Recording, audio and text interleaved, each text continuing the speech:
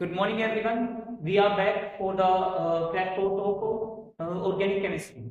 We are from St. Anselm Public School, and we are providing you the crash course for organic chemistry for the upcoming 2025 board exams. Okay, बेटा last class में मैंने क्या पढ़ा था आपको? Physical properties चल रहा था मैंने physical properties of organic compound. मैंने बताया फिजिकल प्रॉपर्टीज में क्या क्या पढ़ते हैं? Physical state, melting point, boiling point और सॉल्युबिलिटी आती है कंपाउंड में। क्वेश्चन जनरली किस टाइप का आता है हमारे पास कि हमें कंपेयर करने के लिए आ जाता है क्वेश्चन कि हमें दो ऑर्गेनिक कंपाउंड दे देगा कोई भी और पूछेगा किसका बॉइलिंग पॉइंट ज्यादा होगा, किसका मेल्टिंग पॉइंट ज्यादा होगा, किसका कम होगा, या फिर 3 या 4 कंपाउंड दे देगा और उनको इंक्रीजिंग ऑर्डर या डिक्रीजिंग ऑर्डर में अरेंज करने के लिए क्वेश्चन आता है, increasing order of melting point या बॉइलिंग पॉइंट। ओके, तो देखो लास्ट क्लास में मैंने आपको बताया था कि जो मेन जो फिजिकल प्रॉपर्टीज में मेन जो कॉन्सेप्ट होता है, मेन जो कॉन्सेप्ट होता है वो कौन सा? Intermolecular force of attraction. क्या होता है बेटा? Intermolecular force of attraction. Okay, तो जो किसी भी कंपाउंड का इंटरमोलिकुलर फोर्स ऑफ अट्रैक्शन होता है वो तीन की चीजों पे डिपेंड करता है। वो डिपेंड करते हैं उनके मोलर मास पे। जितना ज्यादा मोलर मास होगा, है ना, उतना ज्यादा क्या होगा बेटा? मेल्टिंग पॉइंट, बॉइलिंग पॉइंट होगा। अच्छा, मोलर मास किस चीज पे डिपेंड करेगा? मोलर मास किस चीज पे डिपेंड करेगा बेटा? नंबर ऑफ एटम्स पे, है ना, यानी नंबर ऑफ कार्बन एटम या नाइट्रोजन एटम या ऑक्सीजन एटम या हेलोजन, जो भी उसमें एटम होंगे, number of carbon atom, nitrogen atom, oxygen atom या हेलोजन एटम जितने ज्यादा होंगे मोलर मास ज्यादा होगा। मोलर मास ज्यादा होगा तो कंपाउंड में फोर्स ऑफ अट्रैक्शन ज्यादा होंगे, और फोर्स ऑफ अट्रैक्शन ज्यादा होंगे तो कंपाउंड के मेल्टिंग पॉइंट और बॉइलिंग पॉइंट ज्यादा होंगे। तो कह सकते हैं बेटा मेल्टिंग पॉइंट और बॉइलिंग पॉइंट डायरेक्टली प्रोपोर्शनल होते हैं मोलर मास के number of carbon atom, nitrogen atom, oxygen atom या halogen atom. Another is force of attraction directly proportional is nature of compound के nature of compound है, compound polar है, non polar है या hydrogen bonding है। Okay, तो उस पर डिपेंड करेगा, है ना। तो तीसरा क्या बेटा? ब्रांचिंग पे डिपेंड करेगा। देखो सबसे पहला हमें काम क्या होता है बेटा? जब भी हमें किसी कंपाउंड का मेल्टिंग पॉइंट कंपेयर करना है तो सबसे पहले हम लोग कंपेयर करेंगे मोलर मास। क्या कंपेयर करेंगे बेटा? मोलर मास कंपेयर करेंगे। ओके, अगर कंपाउंड के मोलर मास सेम है, अगर कंपाउंड के क्या है बेटा? मोलर मास लगभग सिमिलर है, पहले तो मोलर मास कंपेयर करेंगे, जिसका मोलर मास ज्यादा होगा उसके मेल्टिंग पॉइंट ज्यादा होंगे। अगर मोलर मास कंपेरेबल है, अगर मोलर मास क्या है बेटा? कंपेरेबल है। कंपेरेबल मतलब लगभग आसपास है, 5 या 10 का ही फर्क है, ज्यादा फर्क नहीं है मोलर मासेस में कंपाउंड के। देन हम क्या लिखेंगे बेटा? Nature of compound. क्या लिखेंगे बेटा? Nature of compound. Nature of compound देखने की तरफ क्या लिखेंगे? Class of compound. Class of compound, जो कंपाउंड है किस क्लास का है, कौन सा फंक्शनल ग्रुप है उसमें, वो एल्केन है, एल्कीन है, एल्काइन है, हेलोकेन्स है, ईथर है, एल्डिहाइड है, कीटोन है, कार्बोक्सिलिक एसिड है, अल्कोहल है, क्या है, उसको देखेंगे। कैसे देखेंगे बेटा? एक बार इसको देखो। देखो बेटा, अगर हमें क्लास ऑफ कंपाउंड दिया है, क्लासेस ऑफ कंपाउंड की कंपाउंड एल्केन है, एल्कीन है, एल्काइन है, हेलोकेन है, ईथर, कीटोन, एल्डिहाइड, एस्टर, एनाहाइड्राइड, अमीन, अल्कोहल, कार्बोक्सिलिक एसिड, इनमें से कोई भी कंपाउंड दे सकता है। तो इनको मैंने इस सीक्वेंस में लिखा हुआ है। अगर कंपाउंड का मोलर मास सेम है, अगर दो कंपाउंड है तो सपोज करो एक मेरे पास हाइड्रोजन है, एक हमारे पास कार्बन है, सपोज करो एस्टर है और एक अमीन है, मोलर मास इनके कंपेरेबल है, ऑलमोस्ट सेम है, तो मैं संपर्क कर सकता हूं जो हेलोकेन है उनका मोलर मास, उनका मेल्टिंग पॉइंट है, बॉइलिंग पॉइंट सबसे कम होंगे, उससे ज्यादा एस्टर के सबसे ज्यादा अमीन होंगे। यानी ये जो सीरीज है सेम मॉलिक्यूलर मासेस के लिए हम क्या कर सकते हैं? चारों चैप्टर्स में हम क्या कर सकते हैं? यही वाला पॉइंट अप्लाई कर सकते हैं कि अगर कंपाउंड का मोलर मास सेम है तो जो उनके मेल्टिंग और बॉइलिंग पॉइंट होंगे वो इस सीक्वेंस में होंगे। अगर मोलर मास सेम है तो सबसे पहले मेल्टिंग और boiling point alkene, alkene, alkyne होते हैं, फिर हेलोजन होते हैं, फिर ईथर के होते हैं, फिर कीटोन, फिर एल्डिहाइड, फिर एस्टर, फिर एनाहाइड्राइड, फिर अमीन, अल्कोहल, देन कार्बोक्सिलिक एसिड होता है। तो सबसे पहले हम मोलर मास कंपेयर करेंगे। अगर मोलर मास सिमिलर आता है then we will series the series को देखेंगे, है ना। अच्छा, इतना ऐसा होता है जो एल्केन, एल्कीन और एल्काइन होते हैं वो तो बहुत ही कम पोलर होते हैं, ठीक है। एल्केन के मतलब क्या होता है? नॉन पोलर माने जाते हैं। क्या माने जाते हैं? नॉन पोलर माने जाते हैं। और जो नॉन पोलर होते हैं उनमें कौन सा फोर्स मैंने पढ़ाया था कल? डिस्पर्शन फोर्स या रैंडम फोर्स होगा, तो इनमें कितना डी फोर्स होगा, इनमें क्या होगा? सबसे डी फोर्स होगा। ओके, भाई डिस्पर्जन फोर्स तो सबसे वीक फोर्स है और फोर्स ऑफ अट्रैक्शन वीक है तो इसलिए इनके मेल्टिंग और बॉइलिंग पॉइंट सबसे कम होते हैं। ओके, उसके बाद जो haloalkane, ether, ketone, aldehyde, ester, anhydride. Halogen में क्या होता है बेटा, कार्बन हाइड्रोजन बॉन्ड होगा, ये पोलर बॉन्ड होता है, पोलर बॉन्ड होगा तो इसमें क्या होगा, डाइपोल इंटरेक्शन होता है। ईथर में क्या होगा बेटा, आर ओ बॉन्ड होता है, यानी कार्बन ऑक्सीजन होता है, कार्बन ऑक्सीजन ग्रुप में क्या है, ज्यादा पोलर है, तो इसका क्या होगा बेटा, इसमें जो सिंगल बॉन्ड होने की वजह से क्या होता है बेटा, इसमें ज्यादा पोलैरिटी होती है क्योंकि ऑक्सीजन ज्यादा ज्यादा पोलैरिटी है। देन पी पोलैरिटी आ जाता है, इनमें पी डबल बॉन्ड हो आता है, ठीक है, इनमें क्या आता है, पी डबल बॉन्ड हो आता है। ये थोड़े और ज्यादा पोलर होते हैं, ये जो पाई बॉन्ड है तो इनकी ब्रेक हो जाता है, पाई बॉन्ड क्या होता है बेटा, इनकी ब्रेक हो जाता है और ज्यादा चार्ज जनरेट करता है, partial negative partial positive, oxygen पे पार्शियल नेगेटिव, कार्बन पे partial positive, okay.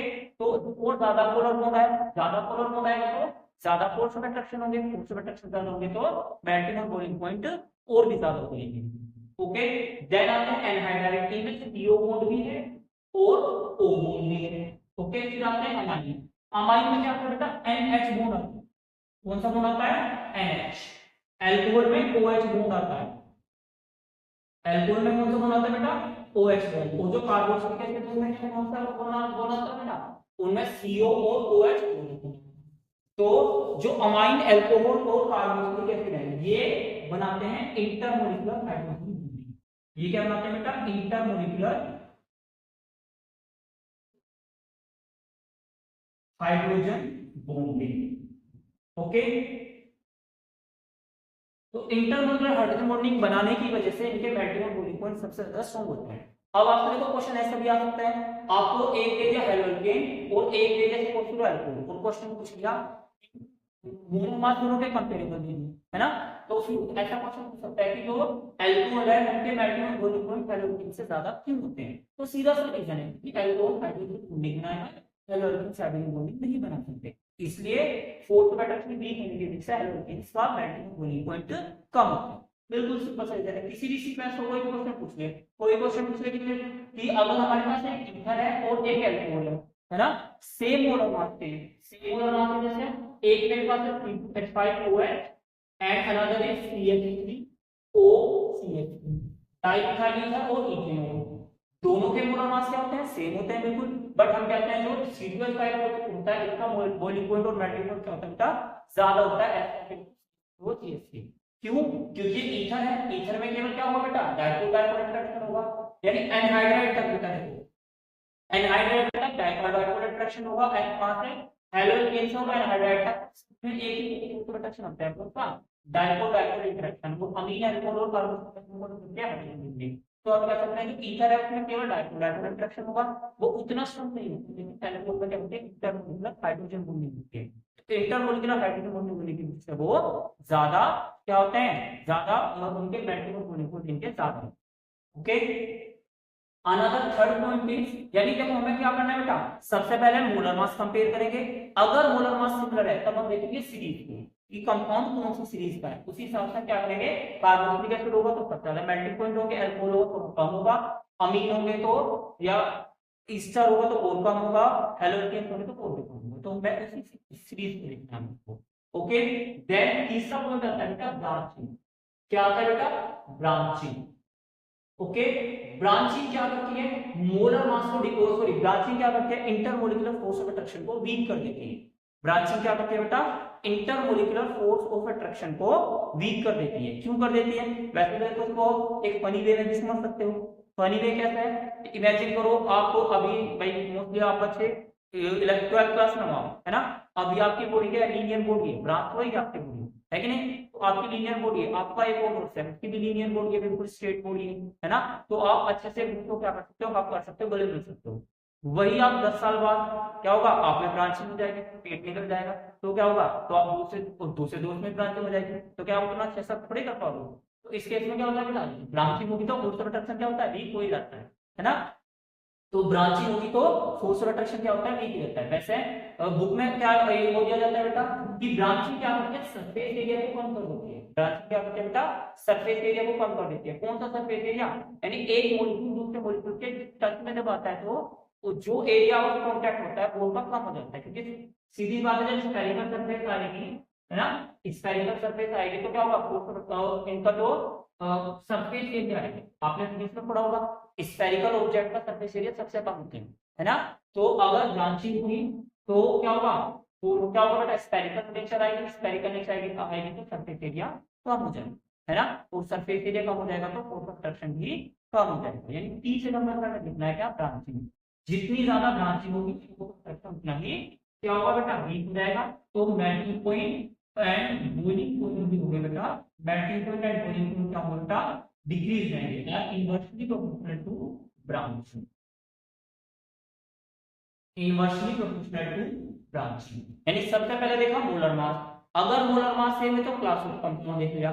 Class of compound में ऐसा हो सकता है दो अल्कोहल दे दिया हमें, दोनों ही अल्कोहल है, तो उस केस में क्या करेंगे, मोलर मास भी सेम है, अल्कोहल भी सेम है, आइसोमर दे दिया हमें, है ना। तो अगर आइसोमर दे रहे हैं, आइसोमर में तो बेटा क्या होगा, मोलर मास भी सेम होगा, फंक्शन भी सेम ही होगा, तो उस केस में देखेंगे क्या, ब्रांचिंग। क्या देखने पड़ेगी बेटा, ब्रांचिंग। जैसे अगर कोई मेरे से पूछे कि बताओ प्रोपेन टू